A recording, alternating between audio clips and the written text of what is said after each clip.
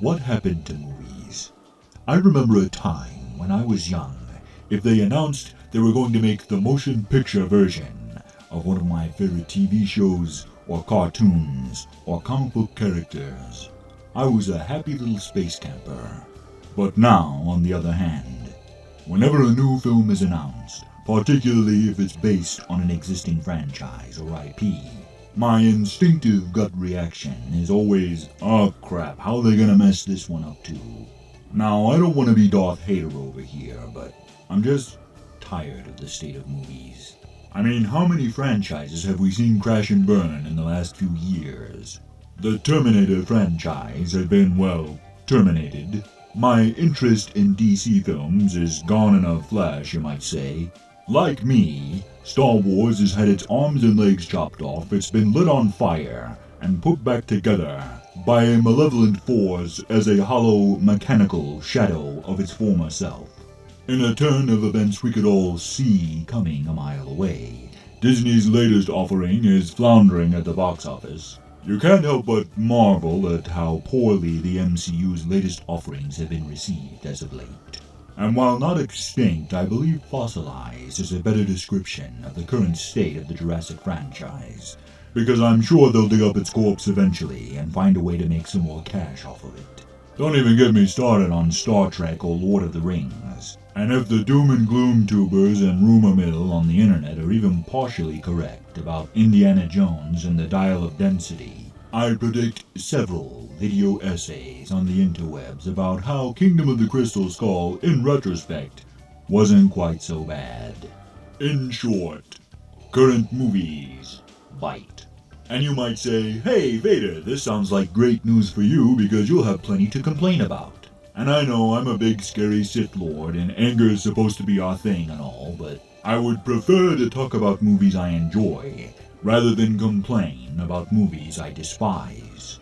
But offhand, I can only think of like 2 movies that are coming out this year that I'm actually excited to see. And as much as I love the Ninja Turtles, no, that's not one of them. Those butt-ugly character designs and that janky animation style belong in a sewer because it's crap. No, I'm talking about Tiny Tom's latest action extravaganza in MI7.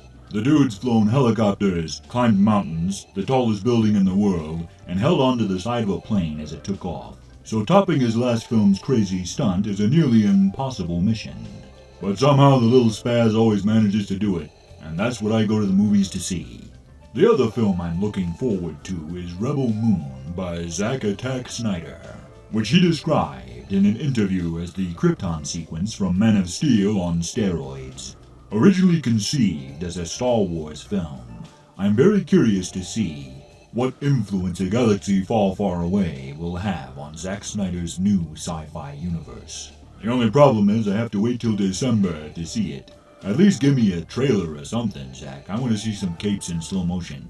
Admittedly, it's slim pickings this year when it comes to good movies because we're in this strange entertainment drought. But fear not, my loyal soldiers of the Empire, because there is a glimmer of hope in the near future. Due to the success of Avatar 2, The Way of Water, James Cameron is in serious talks to develop a sequel for Battle Angel Alita. We still have one more Mission Impossible film coming in the near future to close out the franchise. Sonic 3 will introduce the dark and moody fan-favorite character, Shadow the Hedgehog, who's basically John Wick in hedgehog form. So if they don't at least try to cast Keanu Reeves in the part, I don't know what they're thinking. War of the Rohirrim will be galloping into theaters in the near future. The film will tell the story of Helm Hammerhand, an ancient king of Rohan who constructed the Fortress of Helm's Deep. And while the project will be produced by an award-winning anime studio, the film will carry the tone of Peter Jackson's iconic Lord of the Rings trilogy, with writer Philippa Boyens, Richard Taylor of Weta Workshop, and conceptual artist John Howe as part of the creative team. Actress Miranda Otto is also returning to the role of Eowyn to narrate the film.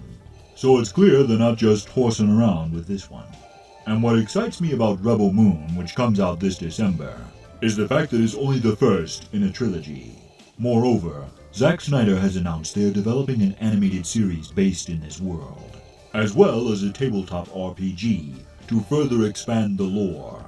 And finally, with Super Mario Bros. Making over $1 billion in the box office and still going strong, Mr. Miyamoto has already announced we are going to get more Nintendo films in the future. So while things may look a bit gloomy at the moment, we can look forward to a little Mario sunshine in years to come. This has been Vader Reviews. Be sure to like, give us a comment below on what you're looking forward to, and please support the channel by donating to our PayPal. And always remember, you don't know the power of the dark side.